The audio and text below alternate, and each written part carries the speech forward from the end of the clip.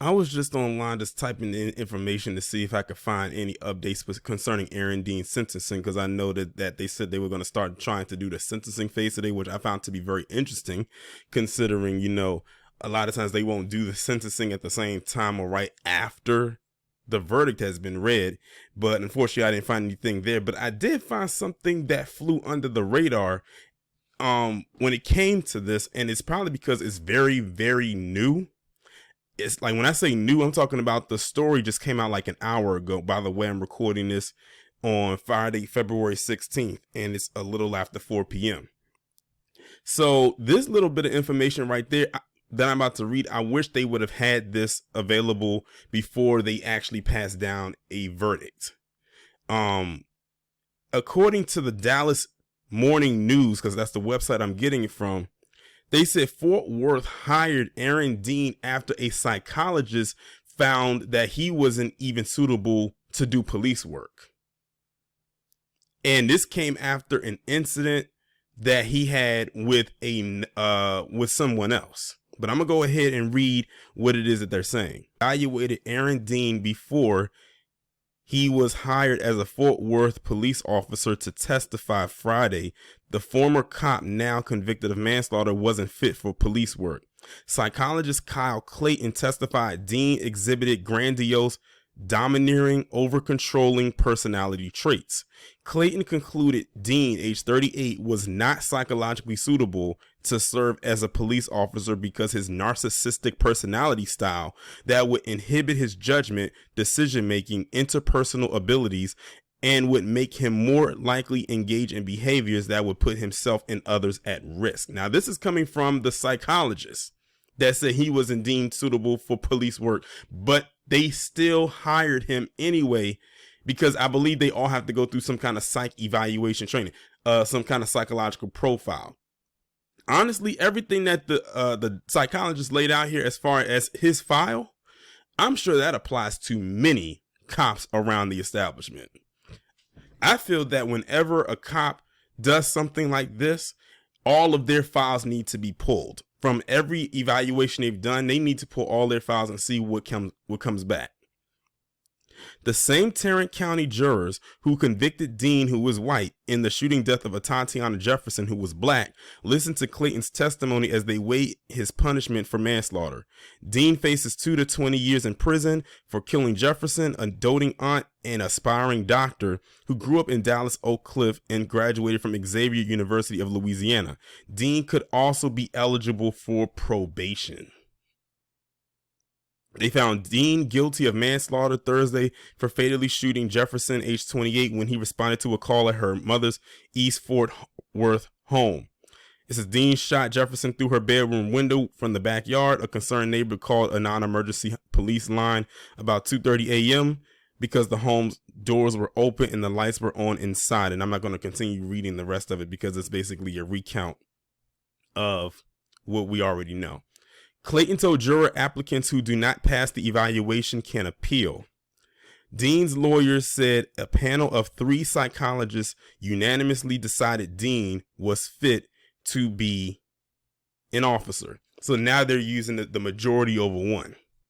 Dean gazed at the defense table as Clayton testified. He occasionally rubbed his face and pinched his nose. He frequently took sips of water from a cup before him. Dean, who was jailed after the jury's verdict, had flat hair, and it wasn't gel-backed as it had been throughout the trial. Jurors also heard from Adarius Carr, Jefferson's brother, who had been in the courtroom throughout the trial. He described Jefferson as a tomboy and stellar student. The punishment phase will be the first time jurors hear much about the kind of person Jefferson was.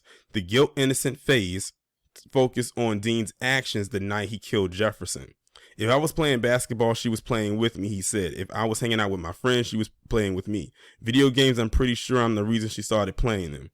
He added she always wanted to be a doctor. I never heard her say anything else. School was super easy for her. I was almost jealous because I was a BC student and she was always straight A's kind of flawlessly. Adarius Carr recalled not believing the news of his sister's death. We had to fact find to figure out what happened because we didn't know anything, Adarius said. We couldn't have her body remains. We had to plan a funeral. Mom my mom was ailing, so we couldn't really help her. Yolanda Carr, their mother, died months after her slain daughter. Jefferson's father, Marquise Jefferson, died about 2 weeks after his daughter's funeral. I remember that was crazy.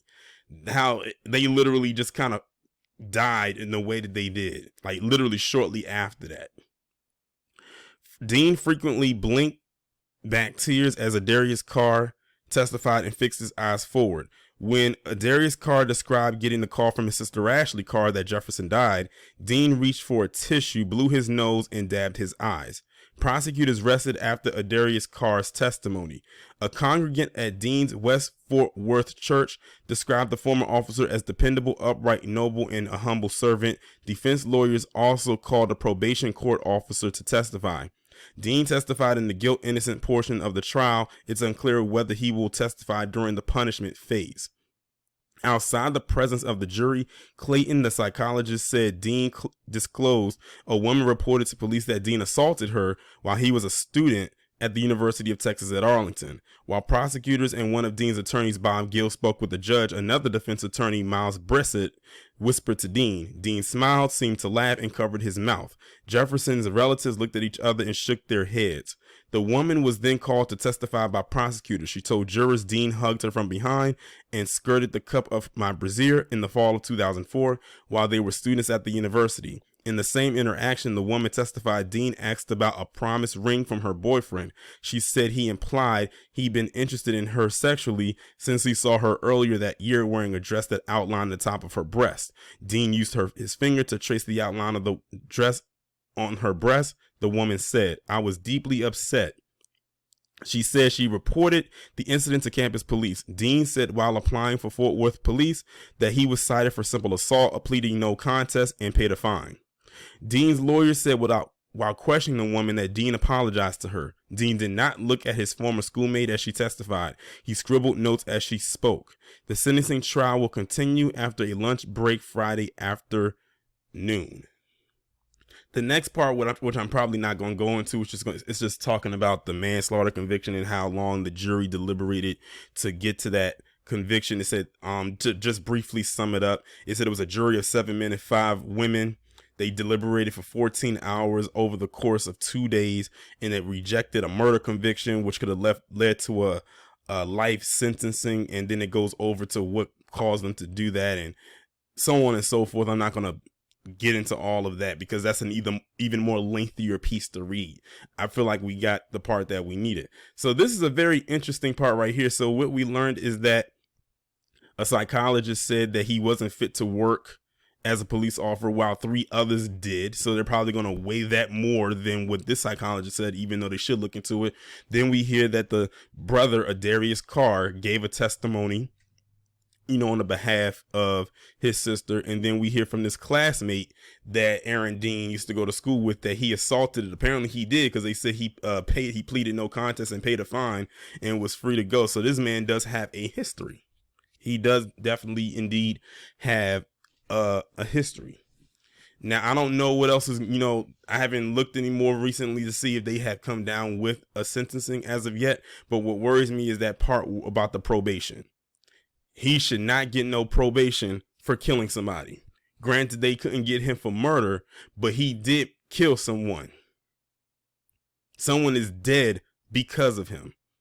The bullet he fired came from his gun, and he, in my opinion, was very reckless when he did it.